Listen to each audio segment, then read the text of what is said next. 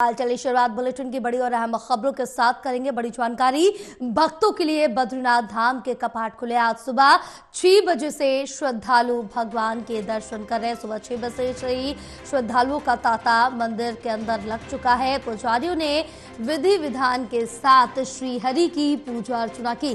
15 quintal फूलों से बद्रीनाथ मंदिर सजाया गया। 4 धाम में से एक बद्री धाम के कपाट वैदिक मंत्रोच्चारण और जय बद्री विशाल के उद्घोष के साथ पूरे विधि विधान से आज सुबह 6 बजे श्रद्धालुओं के लिए दर्शनार्थ खोल दिए गए। इस अवसर पर हजारों से अधिक श्रद्धालु कपाट खुलने के साक्षी बने। ये उत्तराखंड के सबसे अधिक देखे जाने वाले मंदिरों में से एक है, जो मई से नवंबर तक तीर्थ यात्रियों के लिए खुला रहता है। शीतकाल में मंदिर बंद रहता है और उस समय भगवान की पूजा जोशीमठ के नरसिंह मंदिर में की जाती है। बद्रीनाथ धाम के कपाट खुलने के साथ ही चारों धाम गंगोत्री, यमुनोत्री और केदारनाथ धाम के कपाट खुल गए और भक्त दर्शन का लाभ ले रहे हैं। बद्रीनाथ धाम को भगवान विष्णु का निवास स्थान भी माना गया और ये अलकनंदा नदी के बाएं तट पर और नर नारायण नामक 2 पर्वतों के बीच में स्थित है। केदारनाथ धाम को भगवान शिव का आराम करने का स्थल माना गया और उसी तरह बद्रीनाथ धाम को पृथ्वी का बैकुंठ धाम भी कहा जाता है और यहाँ भगवान नारायण 6 माह निद्रा में रहते हैं। आज बहुत ही शुभ दिन है और भगवान बद्री विशाल के कपाट आज खुल रहे हैं। मैं सभी आने वाले तीर्थयात्रियों का, श्रद्धालुओं का, सबका देवभूमि उत्तराखंड आगमन पर, भगवान के द्वार पर पधारने पर सबका स्वागत करता हूं, अभिनंदन करता हूं और भगवान से प्रार्थना करता हूं कि सभी आने वाले तीर्थयात्रियों की, श्रद्धालुओं की यात्रा कुशलतापूर्वक संपन्न हो और यात्रा सबकी अच्छी हो। उसके निमित्त सारे प्रयास किए गए हैं, सारे प्रबंध किए गए हैं। यहाँ की यात्रा 4 धाम यात्रा, हमारे पूरे धामों की यात्रा, सभी यात्राएं थोड़ा कठिनाई में होती है, लेकिन उसके बावजूद भी ये कोशिश की गई है कि यात्रा में कम से कम कठिनाई हो, यात्रा सुरक्षित हो। उस निमित्त सभी विभागों की समीक्षा भी की गई है और लगातार समीक्षा की जा रही है।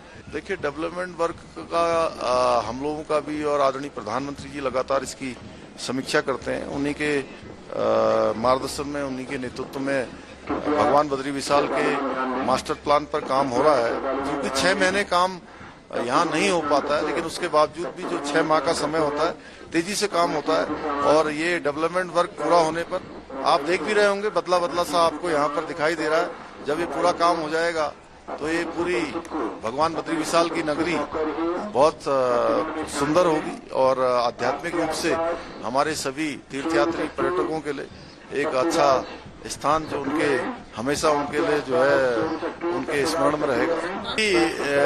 कल आज कपाट खुल रहे हैं, आज कपाट खुले हैं भगवान के और कल हमने जो भारत सरकार से, आदरणीय प्रधानमंत्री जी से, आदरणीय गृह मंत्री जी से जो निवेदन किया था कि जोशीमठ के नवनिर्माण और पुनर्निर्माण के लिए, वहाँ की सुरक्षा कामों के लिए, अनेक जो विकास के काम है उनके लिए हमको जो है धनराशि दी जाए। 1700 करोड़ रुपए की धनराशि स्वीकृत हुई है, जिसकी पहली किस्त इस वर्ष की 292 करोड़ रुपए की कल जारी हो गई है। मैं आदरणीय प्रधानमंत्री जी का और गृह मंत्री जी का धन्यवाद करता हूँ।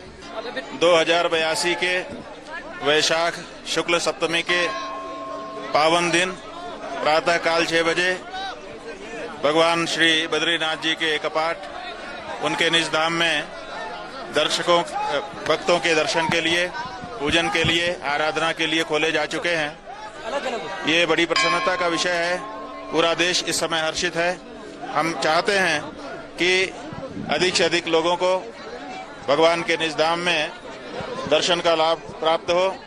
भौतिक आनंद अलग वस्तु है, वो जिस समय उपभोग करते हैं वस्तुओं का उसी समय प्राप्त होता है, लेकिन जो आध्यात्मिक आनंद होता है उसकी ऐसी अमिट छाप आपके मन पे पड़ती है, पूरे जीवन जब जब उसकी स्मृति आती है मन आह्लादित हो जाता है। वो आध्यात्मिक आनंद यहाँ पर बट रहा है। जिसका सौभाग्य होगा निश्चित रूप से उसको प्राप्त होगा।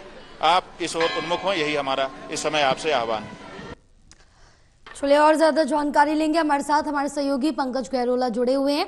पंकज, उस समय अगर सबसे पहले बात करें, बद्रीनाथ धाम की कपाट खुल चुके हैं, कैसा नजारा नजर आ रहा है वहां पर? श्रद्धालुओं में किस तरह का उत्साह है?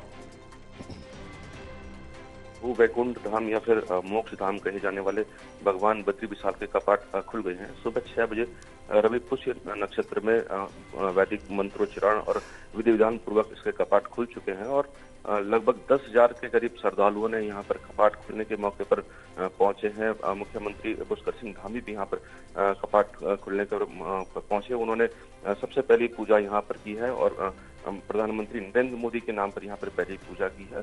साथ ही जो उत्तराखंड सरकार ने पहले फैसला लिया था कि जब भी कपाट खुलेंगे तो जो श्रद्धालु होंगे उन पर पुष्प वर्षा की जाएगी, वो भी यहाँ पे किया गया। एक हेलीकॉप्टर द्वारा यहाँ पर जो श्रद्धालु पे पुष्प वर्षा की गई है। बड़ा उत्साह यहाँ पर देखने को मिल रहा है।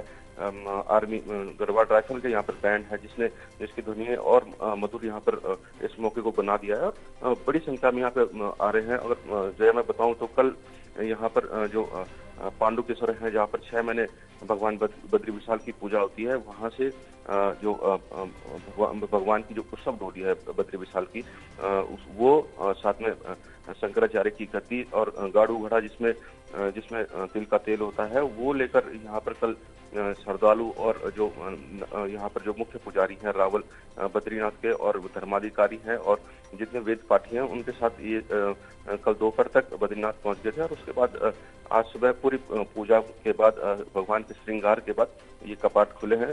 साथ ही जया एक मान्यता है कि यहाँ पर जब कपाट बंद होते हैं तब एक ज्योति जलाई जाती है और वो ज्योति कपाट खुलने तक पूरी जलती रहती है और इसको अखंड ज्योति कहते हैं। इसका दर्शन शुभ माना जाता है, तो इसलिए लोग कोशिश करते हैं कि इस अखंड ज्योति के दर्शन के लिए यहाँ पहुंचे और इसलिए देखा जा रहा है कि 10,000 से अधिक श्रद्धालु यहाँ पर पहुंचे हैं और उनके अंदर भाई उत्साह देखने को मिल रहा है। बिल्कुल। और एक अहम सवाल ये भी रहेगा पंकज आपसे कि वहां पर व्यवस्थाएं किस तरह से देखने को मिल रही है, क्योंकि बड़ी संख्या में आप श्रद्धालु पहुंचेंगे और चारों धाम के दर्शन करेंगे, केदारनाथ, बद्रीधाम, गंगोत्री, यमुनोत्री।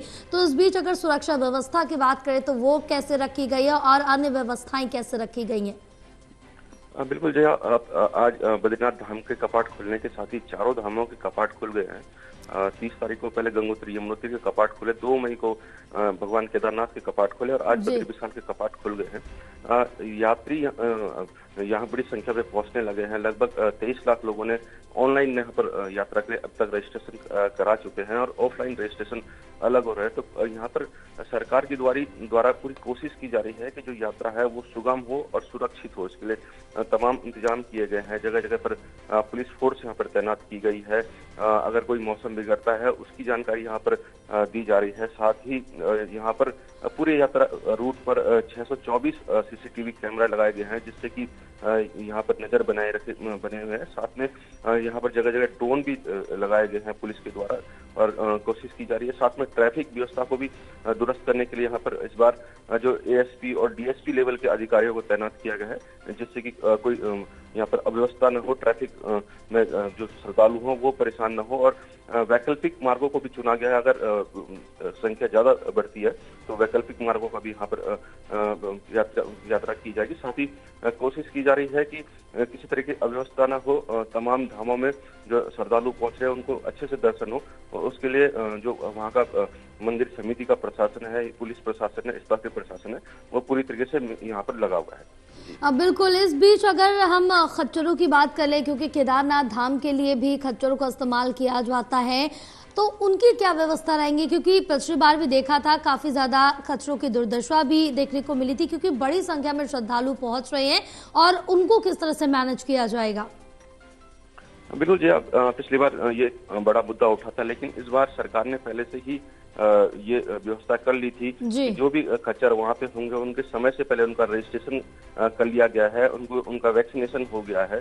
अगर कोई बीमार खच्चर है तो उसको हटा दिया गया है और कोशिश की जा रही है कि जो वहाँ पर मंदिर समिति के ऑफिस है वहीं से जो यात्री हैं उन खच्चरों का रजिस्ट्रेशन कराए जिससे कि उनका अवस्था न हो। और यहाँ पर इस बार पूरी नजर पुलिस प्रशासन की भी है, साथ में जो पशुपालन विभाग है उनको भी नियुक्त किया गया है कि किस तरीके से अव्यवस्था यहाँ पर न हो। साथ ही कोशिश की जा रही है कि यहाँ पर जो भी यात्री हैं, अगर उनको कोई दिक्कत होती है तो यहाँ पर स्थानीय पुलिस हर जगह पर मौजूद है, वो उनको धामों तक पहुंचा रही है, सकुशल उनको दर्शन भी करवा रही है। जी बिल्कुल, तमाम जानकारी साझा करने के लिए बहुत शुक्रिया पंकज आपका।